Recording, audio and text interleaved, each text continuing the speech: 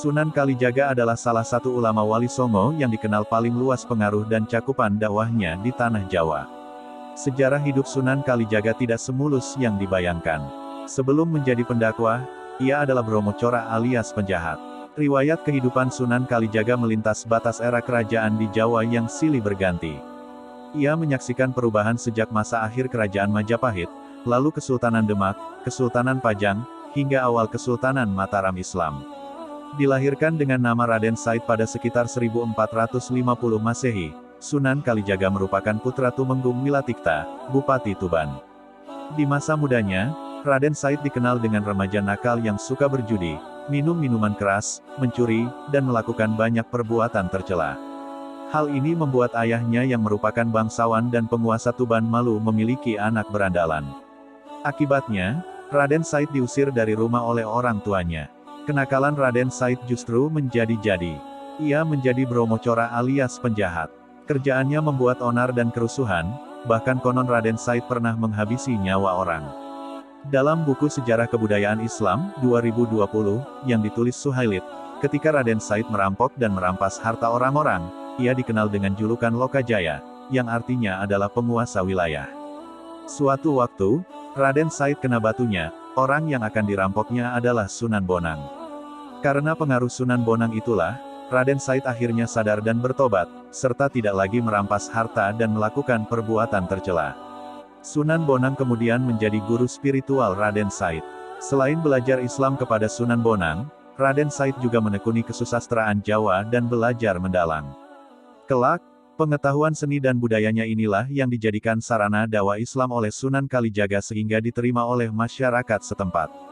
Dakwah Sunan Kalijaga. Dakwah Raden Said dimulai di Cirebon, di Desa Kalijaga, untuk mengislamkan penduduk Indramayu dan Pamanukan. Karena basis dakwahnya di Desa Kalijaga, Raden Said kemudian dikenal dengan julukan Sunan Kalijaga. Sebagaimana Wali Songo yang lain, Sunan Kalijaga berdakwah dengan pendekatan seni dan budaya.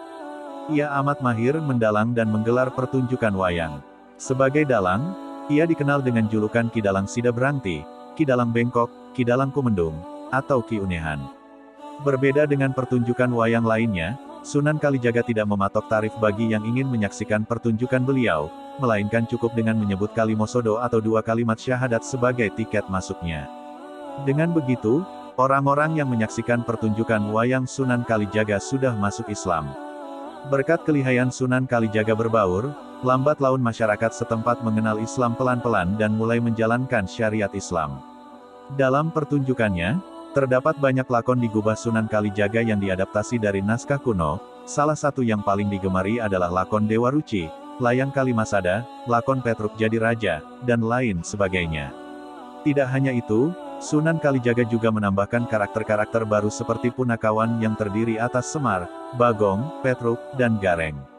Selain menggelar pertunjukan wayang, Sunan Kalijaga juga mengubah tembang-tembang yang syarat dengan muatan keislaman, seperti Kidung Rumeksa Ing Wengi, Ilir-Ilir, dan lain sebagainya.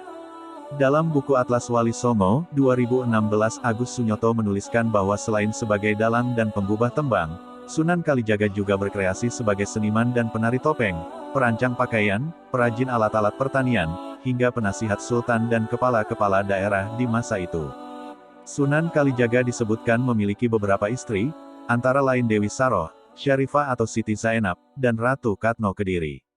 Dewi Saroh adalah putri Maulana Ishak, sedangkan Ratu Kano merupakan putri dari Kerajaan Kediri.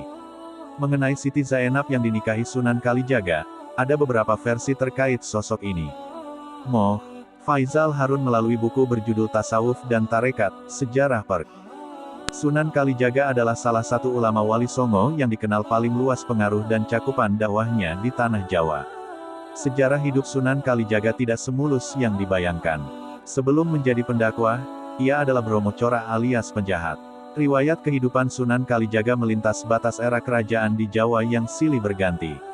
Ia menyaksikan perubahan sejak masa akhir kerajaan Majapahit, lalu Kesultanan Demak, Kesultanan Pajang, hingga awal Kesultanan Mataram Islam.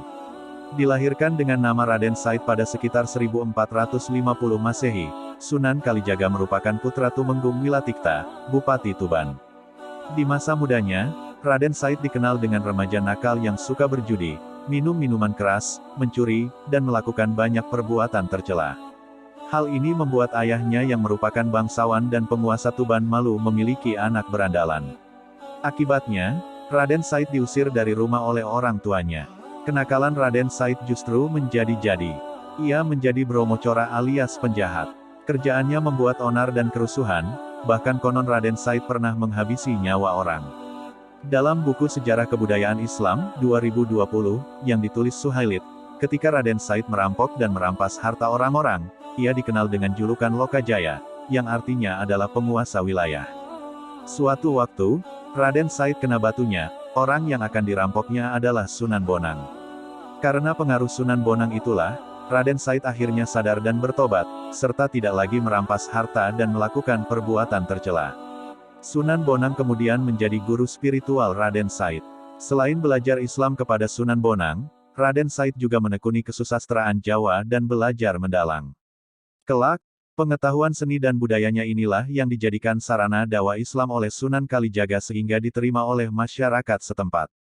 Dakwah Sunan Kalijaga. Dakwah Raden Said dimulai di Cirebon, di Desa Kalijaga, untuk mengislamkan penduduk Indramayu dan Pamanukan. Karena basis dakwahnya di Desa Kalijaga, Raden Said kemudian dikenal dengan julukan Sunan Kalijaga. Sebagaimana Wali Songo yang lain, Sunan Kalijaga berdakwah dengan pendekatan seni dan budaya. Ia amat mahir mendalang dan menggelar pertunjukan wayang. Sebagai dalang, ia dikenal dengan julukan Ki Dalang Sida Brangti, Ki Dalang Bengkok, Ki Dalang Kumendung, atau Ki Unehan. Berbeda dengan pertunjukan wayang lainnya, Sunan Kalijaga tidak mematok tarif bagi yang ingin menyaksikan pertunjukan beliau, melainkan cukup dengan menyebut kalimosodo atau 2 kalimat syahadat sebagai tiket masuknya.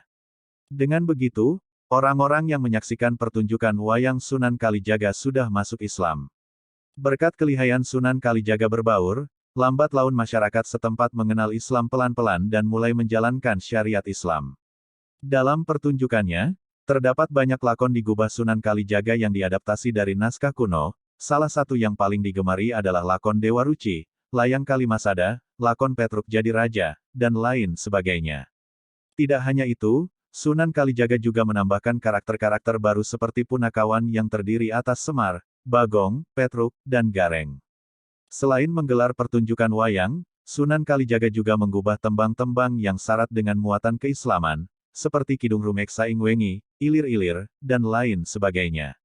Dalam buku Atlas Wali Songo, 2016 Agus Sunyoto menuliskan bahwa selain sebagai dalang dan penggubah tembang, Sunan Kalijaga juga berkreasi sebagai seniman dan penari topeng, perancang pakaian, perajin alat-alat pertanian, hingga penasihat sultan dan kepala-kepala daerah di masa itu. Sunan Kalijaga disebutkan memiliki beberapa istri, antara lain Dewi Saroh, Syarifah atau Siti Zainab, dan Ratu Katno Kediri. Dewi Saroh adalah putri Maulana Ishak, sedangkan Ratu Kano merupakan putri dari Kerajaan Kediri. Mengenai Siti Zainab yang dinikahi Sunan Kalijaga, ada beberapa versi terkait sosok ini.